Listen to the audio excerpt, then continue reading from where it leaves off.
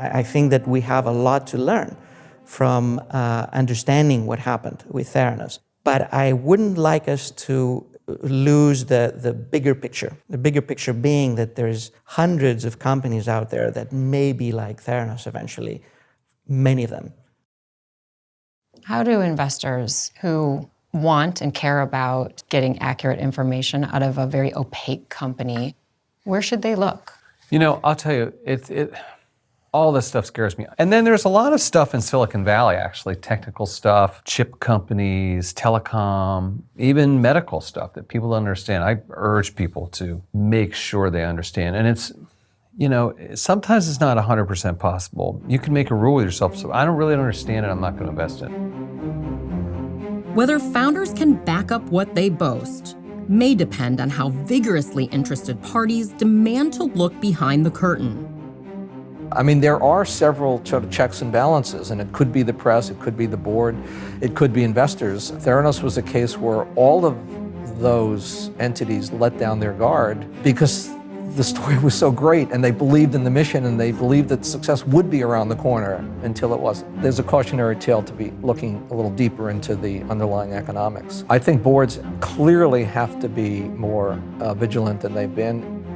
I mean, ask if it is a secret, but 90% of the time, I think in Silicon Valley, they're going to tell you it's a secret. Now, a lot of these biotech startup companies, their IP is very important to them and they want to protect it. There's indeed some tension between IP and peer review disclosure. With patents, it's possible to protect IP and at the same time allow someone to disclose sufficient information. Even with patents and peer review, biotech founders and their funders may need to take a few leaps of faith. You always think when you start a new science project, you don't know what the unknowns are.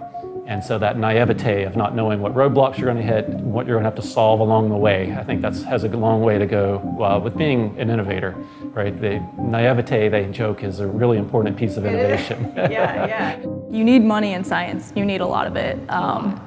And you don't know if it's going to work, but you need guidance. We don't want to get rid of visionary people. We don't want to get rid of people who really take a shot at a very high-risk idea. We don't want them to think that if they do that, they're just going to end up in jail. We want them to take the best shot, but we also want to have some transparency about what is being done. Just how much transparency is demanded of future visionaries may also depend on how much light the Justice Department shines on private markets by way of Holmes and Belwani. A lot of entrepreneurs would love to have that much money. Why do you think that Theranos chose not to just keep its head down and keep the research going? Once you've gone public and you've got this dialogue and mantra and there's all this momentum that you have to maintain, it's very hard to turn that off and go into stealth mode again for a period of time. So there was really, that's a big part of it. I think Elizabeth had a great big dream. I don't think there was any governors put on her, no speed limits. But that's the case with a lot of people. Some work out, some don't. She made some bad decisions too. She's not home free. But I always felt like she was fully committed to try to deliver the product and make the company successful, and to do that with all the energy she had. She gave it her all. To a certain degree, like I said, I know people are going to laugh when they say, how is she a victim? Do you see Elizabeth Holmes at all as a victim of this culture? I think to some degree she is. I mean, look, she was and is so young. There's two ways that we can look at Theranos. One way is to say that it is a bad apple and that the people involved, the CEO or whoever else, were psychopaths and bad people, and they were cheating and it's all fraud and everyone else is wonderful and perfect. In a way, there's some sort of recall bias, to use a scientific term. If Elizabeth Holmes had managed to pull this off and get the technology up and running and develop something that worked, everybody would consider her a hero, the most famous person of the 21st century, probably.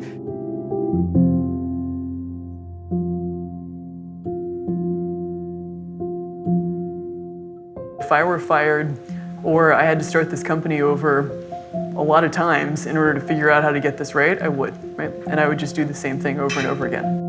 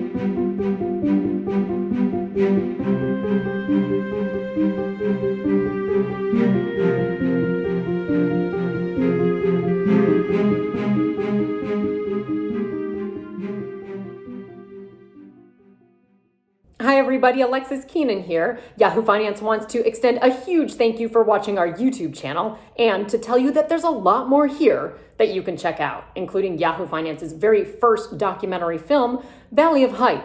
It's a deep dive into Silicon Valley's startup culture and the embattled biotech founder, Elizabeth Holmes. You can watch that right here starting August 30th, and don't forget to hit your subscribe button.